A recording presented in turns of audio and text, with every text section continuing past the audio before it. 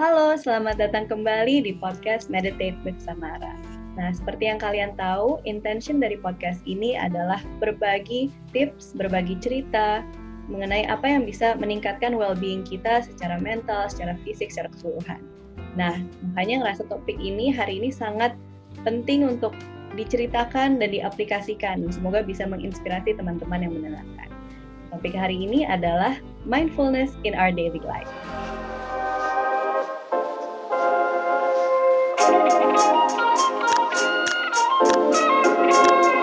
Dan aku itu sangat bersyukur sama tamu yang hari ini datang karena sering ngeliatin social media sharingnya bahwa mindfulness is something important in her life. Nah, untuk memperkenalkan Kak Ayu Kartika Dewi, why she is so inspiring dan aku benar-benar happy to have her here. Kak Ayu Kartika Dewi ini saat ini menjabat sebagai staf khusus Presiden Indonesia dan direktur di Indika Foundation, a social venture capital yang fokus dalam membuat impact di peace, education, dan character building. Nah, Kak Ayu ini lulus dengan gelar MBA dari Duke University, Fuqua School of Business, USA, dengan beasiswa Keller Scholarship dan Fulbright Scholarship.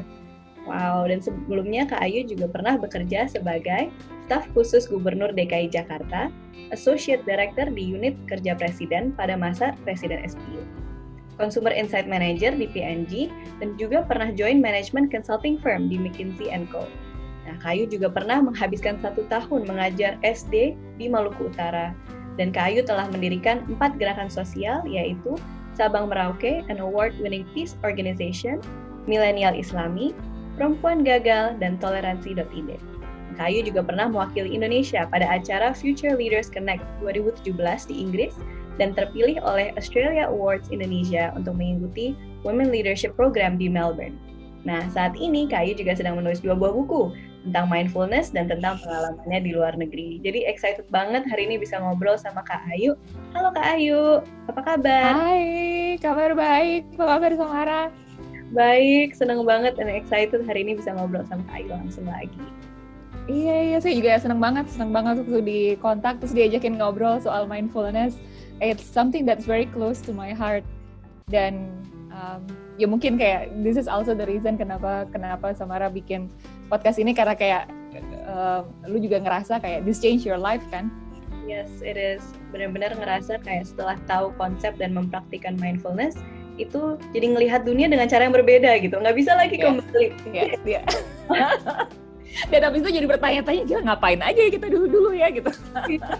Dulu tuh kita tidur ya, kayak nggak kesadarannya tuh di mana, terus tiba-tiba pas tahu ada konsep mindfulness, wow, woke gitu. Ya. Nah, jadi mungkin aku mau mulai nih, mau nanya, dengan Kak Ayu udah mempelajari tentang mindfulness dan lihat dari social media sharingnya juga tentang meditasi, gimana hidup Kak Ayu sekarang dengan mempraktikkan mindfulness dibandingkan sebelumnya? Jadi ini mungkin kalau misalnya saya mundur dikit gitu kali ya. Jadi sebenarnya tuh saya kenal mindfulness itu tuh sesuatu yang sama sekali nggak sengaja gitu. Kayaknya saya udah pernah dengar tentang meditasi itu udah lama banget gitu, tapi kayak nggak pernah benar-benar percaya karena I always thought it's a pseudoscience. Saya nggak pernah benar-benar mempelajari itu, dan waktu ketika saya berpikir itu pseudoscience, saya juga nggak cari tahu gitu. Sampai kemudian waktu itu tuh nggak sengaja ketemu, jadi ikut program gitu ya, ikut program leadership, terus habis itu setelah itu tuh kita dapat mentor, dan kebetulan si mentornya ini approach-nya tuh mindful leadership. Again, I didn't know what that was, tapi kemudian dia mulai bicara, jadi dia orang US gitu ya, terus dia bicaranya pakai bahasa-bahasa atau pakai kata-kata yang I did not understand gitu. Jadi kayak you have to be aware, you have to be intentional. Terus kalau misalnya dibilang kayak, iya nih kan waktu itu kayak misalnya saya bilang, iya saya orang itu nggak sabaran. Oh no, kamu bukan nggak sabaran, kayak you have impatience arises. Terus waktu itu saya ngerasa kayak, apa sih? Kayak saya nggak paham ngomong apa. Dan tapi menariknya tuh kayak setelah jadi kayak banyak pertanyaan-pertanyaan mendasar gitu yang saya tanyakan ke dia tentang apa itu mindfulness, apa itu meditasi. Kayak saya nggak paham kenapa kamu harus ngomongnya tuh kayak gitu pakai instead of saya marah, tapi bilang aja kayak ada rasa marah lagi muncul gitu. Um, dan kalau balik ke pertanyaannya Samara tadi gitu ya, yang gimana hidup saya berbeda gitu dulu sama sekarang. Sekarang tuh jadi lebih sadar bahwa selama ini tuh saya sangat nggak mindful. Selama hidup saya tuh sangat nggak mindful. Dan banyak banget keputusan-keputusan yang saya ambil dalam hidup, baik keputusan super besar maupun keputusan sangat kecil, yang diambil tidak dengan mindful, atau bahkan saya nggak sadar bahwa saya mengambil keputusan itu gitu. Jadi, dan itu kan sebenarnya make or break in our lives ya, kayak keputusan-keputusan kecil itu kan sebenarnya menentukan jalan hidup kita mau kayak gimana gitu. Jadi persis kayak yang dibilang Samara tadi sih, kayak dulu tuh ngerasa kayak lagi tidur gitu, terus selama hidup tuh sleepwalking, terus sekarang jadi kayak lebih aware. Apakah hidup saya jadi baik sekarang? Ya belum tentu menjadi lebih baik, atau belum tentu jadi sempurna gitu ya, pasti nggak sempurna sih, tapi pasti lebih baik daripada dulu, karena at least sekarang saya tahu, oh I'm making this decision gitu. Wow, terima kasih banyak Kak Ayu udah cerita awalnya dari mindfulness gimana dan gimana bedanya di hidup Kak Ayu, karena aku dengernya juga sangat resonate, karena benar banyak banget keputusan yang kadang kita mikir kalau tanpa kesadaran, lalu kita menyesal kadang kayak gitu, kadang keputusan di saat lagi beremosi, lagi mungkin marah atau lagi sedih, tapi ternyata saat kita lihat kembali, oh sebenarnya kita bisa approach choice dan decision making ini dengan cara yang lebih sabar, lebih pause gitu, dan itu suatu hal yang emang harus kita pelajari dengan mungkin ada suatu pengalaman dalam hidup ya, yang benar-benar oh iya, jadi ini tuh penting loh buat hidup kita. Iya, banget. Iya. Nah, sekarang saking mendalaminya mindfulness sampai lagi nulis buku ya, Kak? Boleh diceritakan sedikit mungkin tentang bukunya, kalau boleh? Boleh banget. Jadi, dan ini menarik sebenarnya ya, karena menurut saya proses saya nulis buku ini tuh adalah proses di mana satu, sebenarnya saya mengumpulkan kembali pembelajaran yang saya dapat gitu, kemudian dikumpulkan. Jadi sebenarnya buku ini adalah catatan belajar saya gitu, catatan belajar hidup. Bukan cuma sekedar catatan belajar mindfulness atau catatan belajar meditasi gitu, tapi itu catatan belajar hidup. Dan di dalam buku ini tuh juga dalam proses bikin buku ini saya juga tahu kayak banyak banget sih keputusan-keputusan yang saya ambil tidak secara mindful. Jadi buku ini tuh dimulai chapternya adalah saya tuh kan punya mentor ya, salah satu mentor saya gitu. Dan mentor saya ini tuh sebenarnya udah meditasi kayak 20-an tahun. Jadi mentor ini tuh kayak very successful in the corporate world gitu. Tapi dia meditasi dan udah 20 tahun gitu. Jadi kalau misalnya kayak teman-teman saya yang pernah ketemu sama dia gitu, wah orangnya tenang banget ya, damai banget gitu ya. Kayak ngomong, kayak kalau bicara tuh kayak dipenuhi dengan kedamaian dan kayak berbinar-binar, bersinar-sinar gitu. Nah,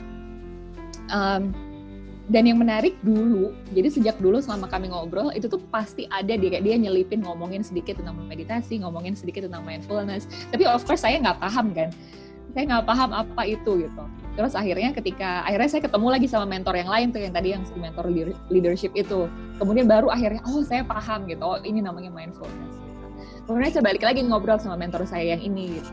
Dan saya cerita betapa excitednya saya sekarang belajar tentang mindfulness gitu. Dan waktu itu saya langsung dipinjemin buku-buku gitu kan. Akhirnya dia kayak, oh akhirnya Ayu ngerti juga gitu. Terus langsung dipinjemin buku-buku dan saya pulang tuh bawa buku banyak gitu. Dan saya nanya sama dia, kenapa kok Bapak kan udah ngobrol tentang mindfulness sama saya udah lama gitu. Tapi kenapa kok buat saya nggak pernah klik gitu. Terus habis itu dia bilang sesuatu yang saya nggak akan pernah lupa gitu. Dia bilang, guru tuh akan datang kalau murid sudah siap.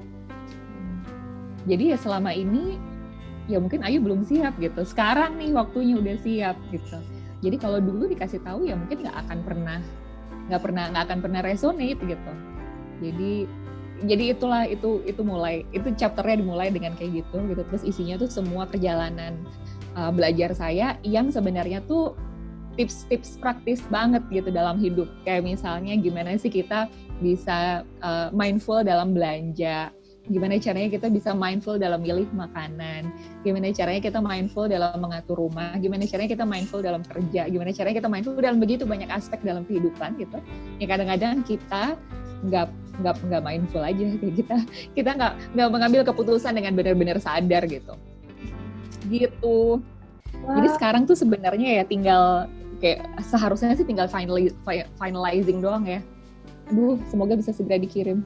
Amin. Aku excited banget loh, pengen baca. Benar-benar kayak menarik banget untuk melihat mindfulness dari sudut kayu dan juga untuk melihat decision yang kita lakukan di keseharian kita, yang kita kadang ya udah kerjain aja karena memang udah suatu hal yang bisa habitual gitu, kayak makan apa aja yang udah dimasak atau apa yang udah dibeli gitu, atau GoFood atau apa yang gampang dikirim. Tapi sebenarnya banyak dari hal-hal itu yang kita bisa memilih dengan cara yang lebih baik kalau kita menginkorporasi mindfulness ya dalam pilihan. Betul banget. Dan kadang-kadang tuh bahkan kayak sesuatu yang nggak ada hubungannya tuh bisa men-trigger keputusan kita gitu. Contoh nih yang biasanya saya kadang-kadang tanyain sama, kan kadang-kadang saya ngasih sesi mindfulness juga gitu ya. Dan saya biasanya tanya sama orang gitu, kamu makan kenapa gitu? Kalau lapar. Enggak loh, kadang-kadang tuh kita makan karena ada makanan di atas meja. Ya kan sekarang lagi pandemi gitu, cuman ketika kita lagi ngumpul bareng teman-teman, kita lagi di kantor, kadang-kadang kita makan karena kebetulan ada makanan di meja. Atau kayak misalnya, kenapa kita belanja? Kenapa kita beli barang ini gitu? Kadang-kadang tuh bukan karena kita butuh, tapi karena kadang-kadang lagi diskon, karena kadang-kadang lagi ada promo, karena kadang-kadang kita ngelihat ada orang lain pakai ini dan kelihatannya bagus gitu, sehingga kita pengen tampak seperti itu gitu. Meskipun sebenarnya kita nggak benar-benar butuh. Atau misalnya kayak kapan kita tidur, kadang-kadang orang bilang kayak kita tidur kalau kita udah ngantuk. Enggak loh, kayak kadang-kadang kita tuh udah ngantuk aja nggak tidur, kita maksain untuk terus bekerja atau maksain terus belajar. Kadang-kadang kita tidur setelah drakornya habis gitu. Jadi banyak banget keputusan tuh yang kita ambil karena kadang-kadang kita nggak, kalau kita nggak mindful gitu, jadi sebenarnya tuh nggak logis pengambilan keputusannya, kayak karena ada makanan di meja sehingga kita makan. Itu kan sebenarnya nggak logis ya, tapi that's what we do gitu. Iya, thank you for that insight. Aku sebenarnya nggak pernah mikirin dengan cara spesifik itu, jadi thank you for sharing your perspective on that. Nanti mungkin abis ini aku kalau mulai makan, aku juga akan berpikir dengan hal yang lain. Tapi benar-benar boleh. Dengan punya kayu. Iya, dan saya lupa ya belajar dari siapa ya, tapi sebenarnya ketika kita mau makan, itu tuh kita bisa kayak nanya ke diri kita sendiri gitu. Kita tuh sekarang skalanya skala berapa ya? Jadi misalnya skala 1 itu kita lapar banget, kayak udah mau pingsan gitu ya, udah berkunang-kunang, kayak udah gak kuat bangun gitu. Itu skala 1. Skala 10 itu tuh kayak udah kenyang banget yang sampai udah mau muntah gitu. Nah terus idealnya kan kita mulai makan tuh kan sebelum benar-benar lapar ya, kira-kira kayak di mungkin 4 lah, 5, 4 gitu kita udah mulai makan, dan kita seharusnya berhenti makan sebelum kita beneran kekenyangan gitu kan, mungkin kayak di 7, 8 lah kita berhenti makan. Nah kadang-kadang tuh kita nggak sempet untuk menganalisa ini, kadang-kadang kita makan ya makan aja, kita makan ketika ada makanan di depan kita, atau kita makan ketika udah jamnya makan, dan kita berhenti makan ketika makanannya udah habis. Tapi kita nggak pernah ngecek, ini bener nggak ya, kita udah lapar, bener nggak ya? Dan kadang-kadang tuh kita kayak, sebenarnya kita mungkin masih di 6, 7, tapi kita udah makan karena kebetulan ada. Dan kadang-kadang kita berhenti makan karena makanannya udah habis. Padahal sebenarnya kita udah di angka 9 gitu, sehingga kita kenyang banget. Iya, jadi belajar in moderation ya, dengan cara untuk mindfulness. Bener banget. Itu salah satu lesson yang bagus banget juga diambil. Nah, aku juga tertarik, karena mungkin share dari pengalaman aku juga ya, aku untuk langsung mindfulness itu susah. Jadi salah satu guruku tuh bilang, sebenarnya mindfulness itu dilatih bisa dengan meditasi gitu, salah satu contohnya. Kalau dari Kak Ayu sendiri, ada habit atau rutin untuk melatih mindfulness-nya nggak? Atau dengan meditasi? Iya. Sama habis ini saya juga mau nanya ya, gimana Samara menghubungkan antara meditasi sama mindfulness, karena mungkin di awal-awal I was struggling gitu, apa hubungannya mindfulness sama meditasi ya? Kayak di semua literatur yang saya baca gitu, itu tuh memang salah satu cara untuk melatih mindfulness tuh dengan meditasi. Cuman it took me a while untuk bisa paham kayak, oh now I get it gitu. Jadi kalau saya berusaha latihan mindfulness sih, satu tentu saja meditasi. Jadi saya pernah ikut kelasnya Bali Usada waktu itu online ya karena udah pandemi gitu, jadi seminggu sekali kelasnya sekitar 2 jam gitu, terus habis itu dilanjutkan dengan di rumah belajar, maksudnya di luar kelas setiap hari belajar sendiri gitu, antara setengah jam sampai 1 jam setiap hari. Kalau dulu sebelum ikut kelas itu saya biasanya pakai app mindfulness gitu, tapi kalau sekarang saya berusaha cuma pakai timer aja. Jadi kadang-kadang aja saya pakai app-nya gitu, karena ternyata mungkin nggak bagus juga gitu ya kalau kita jadi ketergantungan sama app-nya, terus nanti kalau HP-nya mati atau kalau misalnya app-nya ternyata belum bayar, kemudian app-nya jadi nggak bisa dipakai lagi, terus kita jadi nggak meditasi, itu mungkin nggak bagus juga gitu. Dan saya berusaha untuk melakukan itu, dan yang menarik adalah kadang-kadang tuh kalau kayak misalnya kayak kita lagi mau ngobrol kayak gini gitu ya, itu biasanya saya sempetin tuh semenit 2 menit aja gitu, kayak beneran diem dan kayak cuman fokus sama nafas sebelum mulai melakukan ini gitu. Misalnya sebelum mulai naik panggung, sebelum mulai ngomong gitu. Itu tuh beneran membantu untuk saya jadi lebih tenang kali ya untuk ngatur nafas, karena biasanya tuh pikiran kan kemana-mana banget ya. Pikiran tuh kemana-mana banget, dan setelah meditasi tuh jadi sadar kayak, oh ternyata pikiran kita tuh kemana-mana banget, pikiran kita tuh selalu lari-lari. Jadi biasanya saya berusaha untuk melawan itu. Mau dong dengar ceritanya Samara, bisa juga tertarik banget sama meditasi dan sama mindfulness. Iya, jadi kalau pertama menjawab gimana cara tertariknya, dulu waktu itu aku dalam kondisi yang sangat emotionally reaktif gitu, jadi kena trigger apa aja terlalu ekstrim lah emosinya, jadi berlebihan. Kalau tadi saya skala 0 sampai 10 kayu, aku tuh mungkin di 11 gitu, kayak benar-benar feel yang terlalu lebay rasanya, dan capek juga kan ya kalau kita emosinya terlalu kemana-mana. Misalnya kayak gimana tuh? Misalnya ada trigger sekecil apa sih yang bisa bikin Samara bereaksi seperti apa? Dulu mungkin misalkan triggernya kalau misalkan dapat feedback gitu, atau feedback yang nggak enak, terus ngerasa kayak aduh aku udah kerja banyak banget ya, tapi kok masih aja rasanya aku nggak enough. Jadi itu banyak juga dari rasa mungkin insecure juga aku waktu itu, dan belum bisa ngerasa ada self worth aku itu terlalu attached dengan my work gitu, dan jadi ngerasa karena mungkin kurang tidur, makannya juga telat, dan nggak sering olahraga pada masa itu pertama kali aku belajar mindfulness, aku jadi moody dan emosinya kemana-mana, dan aku merasa aku nggak suka ya the person who I've become gitu. Aku nggak suka aku menjadi kayak gini di keluarga aku sendiri, juga kalau weekend ketemu jutek, kalau waktu itu sama teman-teman juga kayaknya nggak enakin, kayak aku merasa that's not really okay to do. Jadi akhirnya lah dulu belajar meditasi pas di Ubud, ngambil 1 kelas gitu di Yoga Barn.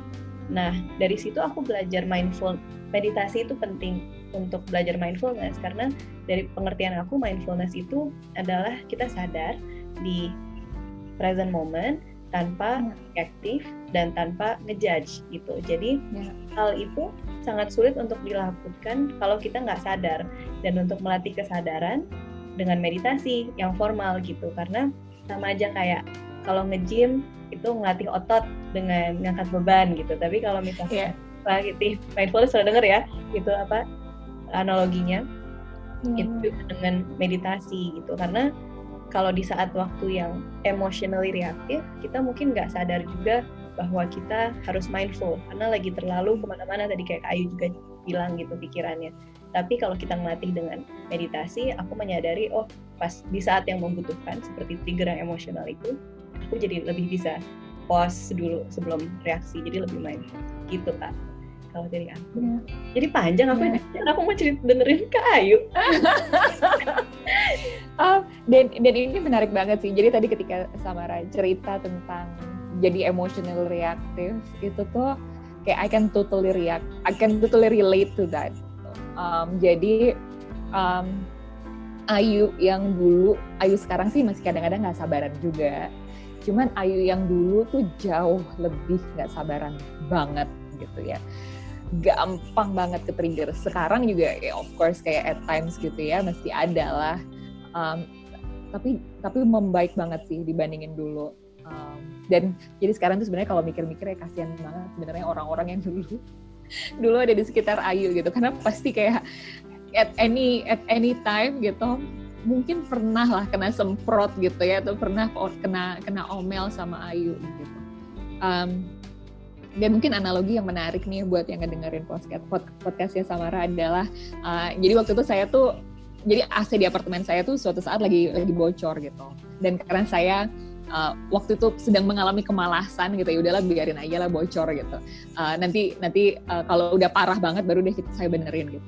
Jadi waktu itu bocor dan beneran waktu itu saya biarin bocor selama berminggu-minggu. Dan waktu itu to the point bocornya tuh parah sampai saya tuh harus nyediain 2 ember. Dan kebetulan yang ada di apartemen itu ada ember gede sama ember kecil. Dan artinya kan setiap beberapa hari sekali atau kayak pada akhirnya karena netesnya makin lama makin cepat, gitu setiap beberapa jam sekali saya tuh harus ngangkat embernya ke kamar mandi untuk dituang gitu. Dan kemudian saya tuh realize bahwa kayak ember yang besar tuh lebih lama lubernya gitu.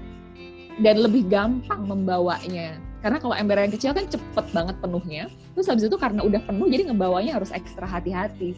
Terus habis itu saya menganalogikan, jangan-jangan kita tuh kalau misalnya kita penuh gitu ya, kita tuh kayak gitu loh, kita tuh kayak ember yang udah hampir tumpah.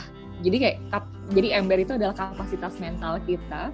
Terus kayak air-air yang ada di dalamnya itu adalah semua permasalahan hidup yang tumpuk dan mungkin tidak pernah terselesaikan karena kita selalu dipendam, selalu diabaikan, selalu pokoknya udahlah nggak usah dipikirin gitu, sabar aja gitu. Dan itu tuh numpuk sampai pada akhirnya suatu saat ada tetesan sedikit aja luber. And then kayak I realize kayak mungkin itu ya esensinya mindfulness gitu ya, dan esensinya kita jadi lebih aware sama emosi kita sendiri. Sehingga kita nggak kayak gitu. Ini kan sebenarnya nggak sehat ya, kita numpuk emosi itu kan sebenarnya nggak sehat banget. Jadi dengan mindfulness kita jadi bisa lebih bijak gitu. Ini ada kejadian ini, kemudian ada emosi ini, mau diapain nih? Perlu ada cara untuk ngerilis emosinya dan perlu ada cara untuk mengelola emosi ini biar kita embernya nggak penuh. Dan sebenarnya kita bisa membesarkan ember itu. Nah itu tuh kayaknya tuh dengan meditasi tuh sama. Wow, terima kasih banget, analoginya nyambung loh Kak, karena aku baru memahami kalau misalkan kita ya memang ada kapasitasnya dan limit ya kadang, dan itu bisa dilatih gitu. Kadang kita suka mikir itu sebuah hal yang fix gitu. Ya. Itu saya sih percaya banget itu bisa banget dilatih gitu ya kalau kita. Makanya ada kadang-kadang ada orang yang ada senggol bacok gitu ya. Itu jangan-jangan orang yang sebenarnya embernya udah penuh banget gitu. Jadi setiap kali diisi sesuatu luber gitu, diisi sesuatu luber gitu. Hal yang kecil aja gitu, habis itu dia tiba-tiba bisa luber. Ya itu mungkin embernya lagi penuh. Dan yang menarik kan sebenarnya dengan mindfulness, nah ini nih, dengan mindfulness kita jadi bisa tahu gitu, ember saya lagi penuh. Dan kadang-kadang this is a conversation that I start having gitu sama orang-orang terdekat saya. Jadi kalau misalnya sebelum saya berinteraksi gitu, kadang-kadang saya bilang, hari ini ember saya lagi penuh ya gitu. Atau misalnya ada teman gitu ngajakin teleponan, boleh nggak? Aku mau cerita nih, aku mau curhat. Terus kadang-kadang saya bilang kayak emberku lagi penuh saat ini gitu. Kalau mau telepon ketawa-ketawa doang nggak apa-apa, tapi kayak I don't think I can take your story sekarang gitu. Karena emberku sendiri juga lagi penuh. Nah dengan kita bisa mindful tuh kita jadi lebih aware gitu kan. Kita nggak akan mengambil beban lebih daripada yang kita bisa handle gitu. Iya. Nah tadi kan Kak Ayu udah mendiskusikan nih bareng sama aku gimana pengalamannya Kak Ayu mindfulness within ourselves gitu. Nah tapi in our daily lives kan kita juga berkomunikasi sama orang lain gitu ya, in a relationship, di keluarga, di kerjaan, di komunitas. Jadi pengen juga ngebahas nih gimana sih caranya kita bisa mindful di sebuah komunitas atau in relationship with other people gitu. Dan kalau misalkan dari Kak Ayu sendiri ada tips-tips nggak untuk kalau misalkan kita lagi berkomunikasi dengan orang lain gitu, gimana caranya biar kita bisa tetap mindful? Ya, jadi salah satu bukan filosofi kali ya, mungkin prinsip kali ya, yang saya suka banget pakai itu adalah memisahkan antara emosi dan aksi. Jadi kadang-kadang tuh kita tuh campur aduk gitu semuanya. Jadi misalnya kayak kita lagi nyetir, terus tiba-tiba misalnya ada yang motong kita gitu. Wah kita udah langsung ngelakson dia, udah langsung ngejar dia, mungkin kayak buka kaca jendela, teriakin gitu. Atau mungkin kayak langsung nge-tweet, pokoknya udah langsung. Dan itu campur aduk gitu. Kita bahkan nggak sempat berhenti untuk tahu apa yang sedang terjadi, terus emosi apa yang lagi kita rasakan, terus kita tuh mau memilih aksi apa gitu. Jadi kita nggak sempat ngambil jeda gitu, pokoknya semuanya campur aduk. Atau misalnya mungkin kayak ceritanya Samara tadi di awal-awal gitu, ketika Samara lagi dapat feedback gitu. Terus Samara mungkin waktu itu nggak sempet ngambil jeda untuk mikir sebenarnya emosi apa yang lagi dirasakan, tapi pokoknya aksinya adalah merasa tersinggung. Atau aksinya merasa egonya terluka gitu. Atau aksinya merasa tidak dihargai gitu. Dan habis itu langsung mungkin kayak habis itu jadi bete atau jadi kesal seharian atau apa. Dan itu tuh ya mungkin karena waktu itu kita belum belajar untuk memisahkan antara emosi dan aksi. Jadi salah satu contoh yang moga-moga jadi lebih gampang dipahami gitu ya. Kadang-kadang tuh kalau orang nanya, emang Ayu tuh kalau lagi marah gimana sih? Nah, itu tuh pertanyaan yang sebenarnya susah banget dijawab. Karena marah itu tuh emosi. Ya kan? Emosinya marah nih. Aksinya apa? Itu bisa dipilih gitu. Kalau lagi emosinya lagi marah, aksinya bisa banting pintu, keluar ruangan, teriak-teriak, nuding-nuding dia, bisa ngelempar piring, atau bisa juga bilang dengan perlahan-lahan gitu, saya marah dan kayaknya kita tidak bisa meneruskan pembicaraan ini karena saya lagi marah. Nanti deh kita lanjutin kalau saya udah ngerasa lebih baik, habis itu kita pergi dulu. Nah, jadi kalau ditanya Ayu kalau lagi marah kayak gimana tuh sebenarnya itu pertanyaannya nggak pas, karena kalau Ayu lagi punya emosi marah, pertanyaannya adalah Ayu akan memilih aksi yang mana. Dan tentu saja semua aksi ini bijak apa enggaknya memilihnya tergantung situasinya dong. Jadi apakah aksinya yang bijak adalah selalu kita bicarakan dengan baik-baik? Belum tentu loh. Karena misalnya ya, saya sama Samara lagi jalan gitu. Terus misalnya ada orang yang sexually harass kita gitu, sweet atau misalnya bahkan ada yang megang-megang kita berdua gitu, kan pasti kita merasa marah dong. Terus dan saya yakin banget dalam situasi kayak gitu, aksi yang benar bukannya kita bicarakan baik-baik, mas, coba kita bicarakan baik-baik dulu mas. Apakah mas yakin bahwa ada? Ya nggak sempet lah. Kalau lagi kayak gitu kan pasti mungkin aksi yang paling tepat adalah kita berteriak atau mungkin nonjok dia sekencang-kencangnya. Habis itu kita lari sekuat-kuatnya gitu untuk menyelamatkan diri gitu. Jadi aksinya apa itu tuh benar tergantung dari situasinya. Yang kadang-kadang kita tidak sempat untuk berhenti mengambil jeda adalah untuk kita tahu sebenarnya kita lagi ada merasakan emosi apa, habis itu kita memilih mau aksi apa gitu. Nah, ini tuh nanti hubungannya banyak banget dengan relationship sama orang-orang di sekitar kita. Jadi kadang-kadang kalau misalnya kalau pasangan kita gitu ya, pasangan kita lagi melakukan sesuatu yang kita nggak senang, misalnya dia lupa hari ulang tahun kita misalnya, terus kita emosinya misalnya merasa tersinggung, terus habis itu tuh aksinya nih kita langsung ngambek, nggak mau ngomong sama dia 3 hari. Kalau ditanya kenapa, nggak apa-apa, kamu marah ya? Enggak gitu. Ini bahkan kita tidak sempat membicarakan bahwa saya lagi merasa tersinggung loh, atau saya merasa sedih loh, atau saya merasa terabaikan loh. Ini tuh nggak sempat ada komunikasinya, padahal pasti itu tuh akan jauh lebih sederhana kalau misalnya bilang, hari ini hari ulang tahunku, kamu lupa ya? Iya gitu. Aku merasa diabaikan loh kalau kamu lupa. Kira-kira gimana ya supaya next time kamu nggak lupa lagi gitu. And then kayak the discussion becomes a lot more civilized. Dan jauh lebih produktif. Dan itu menghemat waktu banyak banget dan mungkin kayak akan jauh lebih gampang untuk mendapatkan apa yang kita mau. Misalnya, jadi kesepakatannya pengen apa nih? Aku pengen kalau misalnya pas hari ulang tahun tuh aku dikasih kado atau misalnya aku diajak makan gitu. Itu kan jauh lebih sederhana ya. Kadang-kadang tuh kita nggak mindful karena satu kita nggak tahu sebenarnya apa yang kita rasakan dan aksi apa yang kita ambil, dan yang kedua kita berasumsi bahwa orang lain tahu apa yang kita rasakan dan tahu apa yang kita inginkan. Ini tuh sebenarnya kayak sekarang nih ya, setelah saya mempelajari tentang mindfulness, itu tuh absurd banget. Kayak kita sendiri aja tuh kadang-kadang nggak tahu emosi apa yang kita rasakan dan kita pengen melakukan aksi apa. Karena kadang-kadang semuanya nih tadi saya bilang gitu, semua aksi emosi itu semuanya campur aduk. Tapi kemudian kita expect orang lain untuk bisa menebak kita lagi merasakan emosi apa dan kita pengennya terjadi aksi apa. Absurd banget. Jadi dengan kita jadi lebih mindful, itu tuh seharusnya komunikasi kita tuh jauh membaik. Dan komunikasi itu kan esensi dari semua relationship ya. bentuknya komunikasinya seperti apa, itu tuh tentu saja bisa dipilah-pilah gitu. Tapi esensinya dari semua relationship itu pasti komunikasi. Dan dengan kita jadi belajar mindfulness, itu harusnya komunikasi kita membaik. Dan kalau misalnya komunikasi kita membaik, seharusnya relationship kita juga membaik gitu, dalam hidup. Jadi nggak cuma relationship yang romantis, tapi relationship sama keluarga, relationship sama rekan sekerja, sama teman-teman. Jadi seharusnya itu bisa banget dimanfaatkan. Oke, thank you banget Kak Ayu. Itu salah satu contoh yang bisa nempel banget di kepala gitu ya. Karena kan kita biasa kalau ada suatu hal yang nggak ngenakin, kita nggak tahu emosi yang kita rasakan apa, dan salah satu hal yang penting dari mindfulness juga dan meregulasi emosi adalah literasi emosi itu sendiri, tahu juga dari kita merasakan apa. Iya. Dan aku sering ngelihat. Mau nanya dong, boleh Kak? Mau nanya dong, kalau dari Samara kayak tadi menarik tuh Samara ngobrolin soal literasi emosi. Kayak how do you learn about it? Kalau aku pertama kali, makasih Kak pertanyaannya. Aku dari S2 sebenarnya belajarnya.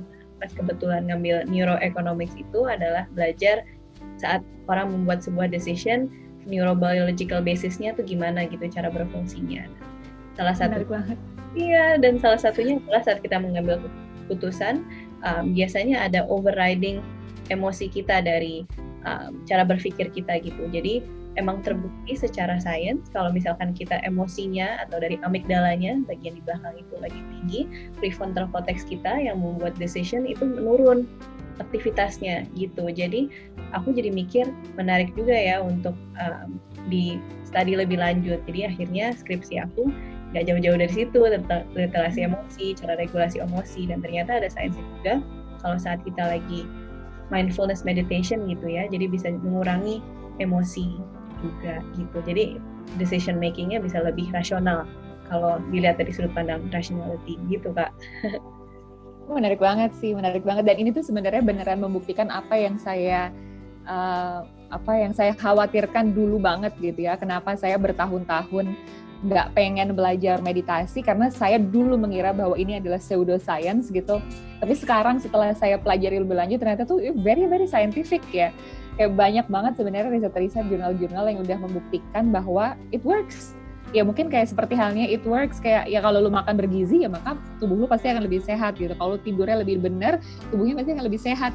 Kalau lebih mindful, maka hidupnya pasti akan lebih sehat. Itu tuh kayak pasti gitu. Iya, bener. Mungkin Kak, aku sebenarnya penasaran banget nih, juga pengen nanya. Aku sering ngeliat message-nya Kayu di komunitas juga semua tentang toleransi, apalagi toleransi di Indonesia. Salah satu video yang aku nonton juga tentang Kayu, itu Kayu pernah bercerita bahwa untuk menjadi toleransi, kita harus bisa critical thinking sama punya empati gitu. Mungkin Kak Ayu ada pengalaman nggak atau cerita dari mindfulness itu bisa meningkatkan critical thinking dan empati, jadi akhirnya kita lebih bisa bertoleransi dalam komunitas? Ini ceritanya agak-agak in general aja ya. Jadi sebenarnya kan kita di kepala kita itu tuh semua manusia pasti punya pengalaman-pengalaman masa lalu, baik yang kita alami sendiri maupun yang dialami orang lain yang kita tahu, yang membuat kita percaya pada apa yang kita percaya sekarang. Atau biasa disebut sebagai stereotype. Kita tuh pasti nih ada di dalam kepala gitu. Oh, Samara tuh orangnya kayak gini ya. Misalnya, oh dulu dia pernah kerja di consulting ya. Dia tuh pasti orangnya kayak gini. Itu pasti ada tuh stereotype-nya tuh. Atau misalnya, oh Samara itu lahirnya di sini. Atau misalnya, oh keluarganya itu keturunannya ini. Dia pasti orangnya kayak gini. Itu tuh pasti ada kan stereotip yang ada di dalam kepala kita, secara sadar ataupun tidak sadar. Dan yang biasanya sering sekali terjadi adalah kita tuh nggak sadar bahwa kita punya stereotip. Dan itu tuh susah dibuktikan karena we don't know what we don't know kan. Kita susah sekali membuktikan bahwa ternyata misalnya kita punya a little bit of sexism misalnya, kita punya a little bit of racism in our head tanpa kita beneran sadar. Dan itu susah banget dibuktikan dan susah banget diatasi karena kita nggak sadar bahwa kita punya gitu. Mungkin ibaratnya kayak kalau kita punya bau badan gitu, kadang-kadang kita nggak sadar, yang sadar orang lain di sekitar kita gitu. Nah, jadi dengan kita belajar mindfulness, itu kan kita sebenarnya menjadi lebih kritis terhadap pemikiran-pemikiran kita sendiri. Kenapa? Karena kita jadi berhenti sebentar gitu, ngambil jeda. Jadi misalnya saya ngelihat Samara gitu, misalnya saya nggak kenal sama Samara dulunya gitu ya, saya ngelihat Samara, abis itu saya langsung punya stereotip, oh Samara itu dulunya kerja di sini, oh dia pasti orangnya begini gitu. Nah, kalau kita punya mindfulness, itu tuh kita akan berhenti sebentar. Itu tuh tadi fakta atau generalisasi ya. Faktanya adalah Samara pernah kerja di consulting. Kemudian fakta yang lain adalah saya pernah kenal dengan orang yang kerja di consulting yang sifatnya seperti ini. Terus tiba-tiba saya mengambil keputusan bahwa Samara adalah sifatnya seperti ini. Ini kan artinya generalisasi. Wait, berarti itu nggak benar dong gitu. Belum tentu benar, bisa jadi benar, tapi belum tentu benar. Dan ini proses ini, itu tuh kan proses berhenti sebentar. Otak, benar nggak sih kamu mikir kayak gini gitu. Nah, dan itu adalah proses critical thinking. Critical thinking itu kan sebenarnya salah satu esensinya adalah kita bisa mengevaluasi sesuatu, baik sesuatu yang terjadi di dunia luar maupun sesuatu yang terjadi di dalam otak kita sendiri. Jadi kalau kita bisa mengevaluasi itu, seharusnya kita tuh jadi orang yang jauh lebih toleran karena kita menjadi punya kesempatan untuk mengklarifikasi stereotip-stereotip yang ada di dalam kepala. Nah, mindfulness itu karena salah satu, kalau di mindfulness kan juga diajarin soal cinta kasih ya, compassion gitu. Jadi mau nggak mau sih sebenarnya kita akan jadi orang yang lebih welas asih ya. Kita jadi bisa lebih punya empati sama orang lain. Meskipun kita tidak tahu persis bagaimana dia mengalaminya karena kita bukan dia. Tapi kita menjadi lebih punya empati. Kita jadi lebih, kalau kayaknya sih kalau orang ini dibeginikan kayaknya dia nggak akan suka. Jadi sebaiknya saya tidak memperlakukan dia seperti itu. Kadang-kadang kan yang nggak tepat itu kan kita memperlakukan orang seperti kita ingin diperlakukan seperti apa, dan itu kan sebenarnya juga again absurd ya, karena kita itu artinya kan mengasumsikan bahwa orang lain adalah sama dengan kita preferensinya. Yang benar adalah seharusnya kita lebih tahu orang lain ingin diperlakukan seperti apa. Dan of course it's very hard karena apa yang kita mau dengan apa yang orang lain mau itu kan pasti beda-beda banget, dan realizing bahwa semua manusia itu berbeda, punya preferensi yang berbeda-beda, itu tuh sesuatu yang menurut saya harus dilakukan over and over again. Sesuatu yang bahkan setiap hari saya tuh kayak, oh iya ya, orang ini kayak saya tuh bukan dia bukan saya gitu. Kalau saya suka sesuatu, orang lain belum tentu suka sesuatu. Kalau saya dibeginikan tidak apa-apa, orang lain belum tentu dibegitukan tidak apa-apa juga gitu. Jadi it's very eye opening kali ya belajar mindfulness tuh. Jadi kita jadi bisa lebih memahami orang lain tuh sebenarnya seharusnya kita memperlakukan orang lain seperti apa. Nah, tapi mungkin ya yang kadang-kadang kita juga lupa untuk menyebutkan adalah mindfulness itu tuh half of the process gitu. Kita aware terhadap sesuatu tuh baru separuh jalan. Setelah itu kita mau memutuskan kita mau melakukannya apa enggak gitu. Misalnya kayak, misalnya saya sadar bahwa Samara itu misalnya tidak suka diperlakukan A gitu. Saya sadar, tapi itu kemudian menjadi keputusan saya pengen tetap memperlakukan Samara dengan A atau enggak gitu.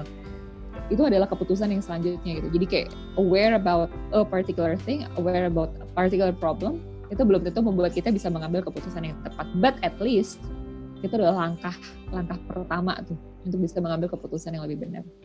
Wow, Kak, thank you banget loh wisdomnya. Aku dengerin tadi benar-benar ada goosebumps karena aku kayak mendengar lagi gitu pelajaran inti dari mindfulness dengan cara yang benar-benar gampang dicerna lagi gitu. Jadi thank you so much Kak for sharing your wisdom.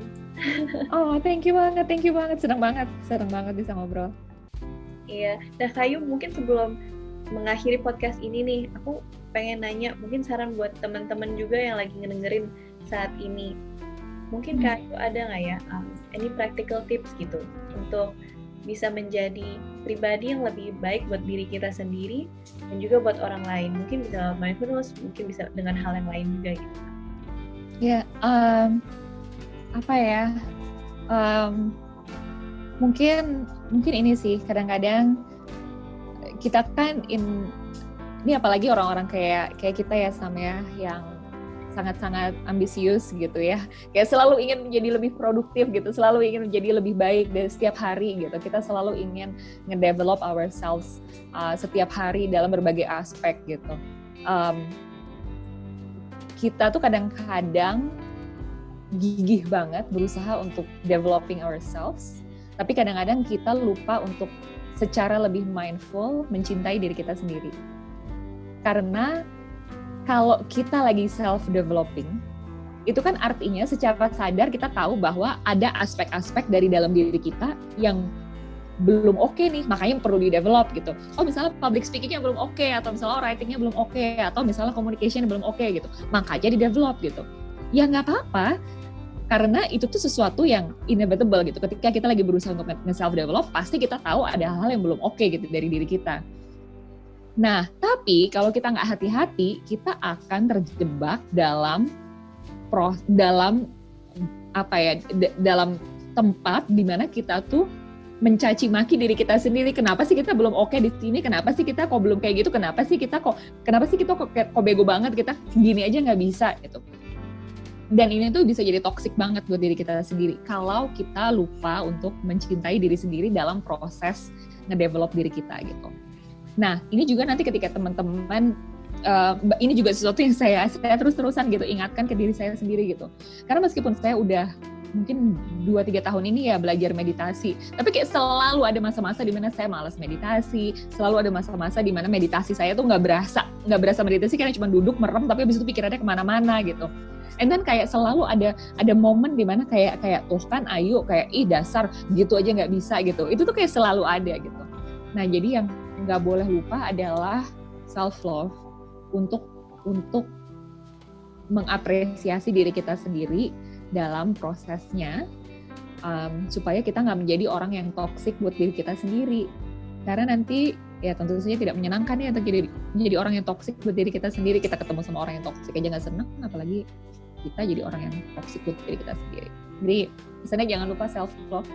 Wow, thank you Kak Ayu. Itu hits home banget loh, karena buat aku merasa sangat resonate, karena ya kita kan sama-sama mau menjadi pribadi yang lebih baik, makanya dari pertanyaannya aja udah mau gimana caranya biar lebih develop. Tapi kadang kita lupa bahwa banyak hal dari kita yang kita harus sabar dalam prosesnya dan mencintai kita di dalam prosesnya. Not to be too hard on ourselves. Ini mungkin cerita dikit ke teman-teman sebelum selesai. Tadi kita di tengah-tengah podcast, sebenarnya itu mati Zoom-nya. Recordingnya mati, terus aku nggak enak banget sama Kak Ayu. Terus Kak Ayu langsung bilang, aduh nggak apa-apa, don't be too hard on yourself. Jadi ini mengingatkan lagi. Jadi makasih banyak Kak Ayu buat kesempatannya dan kesabarannya dan ilmu yang lagi diceritakan ke kita gitu. Dan semoga sukses untuk semua future endeavors-nya. Aku tahu Kak Ayu lagi sibuk banget sekarang, banyak banget yang lagi dijalanin. Jadi terima kasih banyak ya Kak Ayu. Thank you banget Sam udah diajakin, dan kayak wish you all the best buat semua yang lagi dikerjakan. Senang banget makin banyak anak-anak muda yang do something gitu ya, berusaha untuk improving themselves, berusaha untuk melakukan sesuatu in so many different ways, and you're doing this buat dalam ranah mindfulness meditation. So well done and keep doing what you're doing.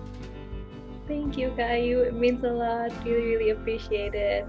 Nah mungkin buat teman-teman yang mau nge-follow Kak Ayu dan organisasinya atau karya-karya Kak Ayu selanjutnya, mungkin yang terbaik mereka bisa kemana nih Kak? Bisa ke Instagram aja kali ya, paling gampang, bisa di Ayu Kartika Dewi. Terus kalau mau lihat soal Sabang Merauke ada di @sabangmerauke, kalau mau lihat soal milenial Islami ada di milenial Islami, kalau mau lihat soal ajak gerak ada di ajakgerak.id, kalau mau lihat perempuan gagal ada di @perempuangagal. Baik. Oke, nanti kita masukin juga Instagram handles-nya di deskripsi.